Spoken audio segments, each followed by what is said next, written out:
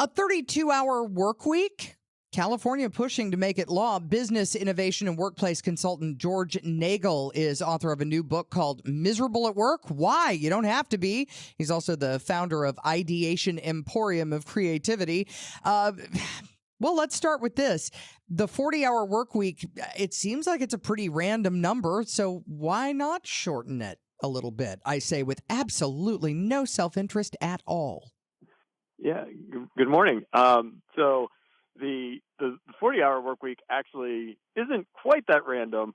It was actually something that was derived back in the 1900s when the unions were pushing to go from a 6-day work day that was usually 10 to 12 hours to a 5-day work week that was 8 hours, and it did absolutely have an influence on the 8 hours coming from schools. But a 32-hour work week, it's actually not a new concept. It's just new to the United States. Well, and, we've heard talk about the 4-day work week and actual scientific studies that show that people can be just as productive in those 4 as they are in those 5. Apparently, your brain kind of compensates and goes, ooh, I got to get this done. I've got a 3-day weekend ahead. So it would be a godsend to people. Why do you think this would work?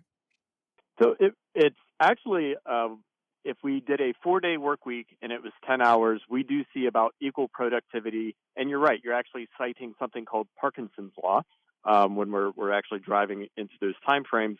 But if we did a 32-hour work week where it's 8 hours in those days for 4 days, we actually don't see equal productivity. We see better productivity, somewhere around 20 to 40% more productive. So it absolutely will work. Now, what are the main arguments that you're hearing against it? Because I can imagine that a lot of businesses are going, absolutely not, no, whoa. But, these are the same people who said you can't work at home. And, well, we know from 2 years of experience that you can. Yeah, so the companies that are really hesitant, just as you laid it out, it's really based in fear, right? It means change. And humans, we're not great with the concept of change, but when it's forced upon us, we actually adapt pretty well. The companies that are really going to feel it are the ones that can't be creative. They don't know how to ideate. They certainly don't know how to innovate. And their number one claim is going to be, my teams make a lot of things. They never went out of the office because these aren't office positions. They're in the plants. And I can tell you, if you can learn some really good innovation and empower those people, I bet you they can find ways to increase productivity and also limit their hours as well. Why is it that many businesses resist getting creative, especially when it comes to different ways of working and the needs of people to find different ways to work, which means they can work, but they just can't work that normal 9 to 5 because it absolutely doesn't work for them? Because it's not what they know. It's just that innate change in the fear of it that we don't recognize the power that change can bring when we just embrace it and we accept it. Are we still going to be nervous and have that butterfly effect in our stomach? We absolutely are.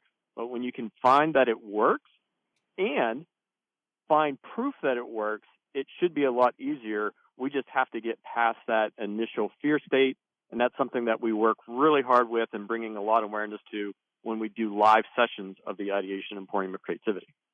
So when it comes down to it, do you see a future, and how long do you think it would take, of the 32-hour work week?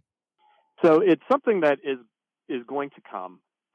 It's probably going to be introduced a little bit slower than we think, but it's actually already here in the United States. We already see it in rural areas, especially for schools. A lot of them, there's over 100 that I know of that have been on a 4-day school day for quite some time. They added an hour. The teachers are happier. The students are happier.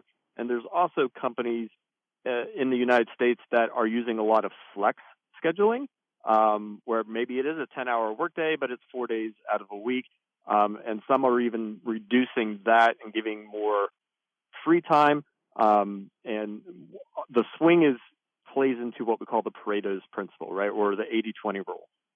20% of what we do actually creates 80% of our productivity.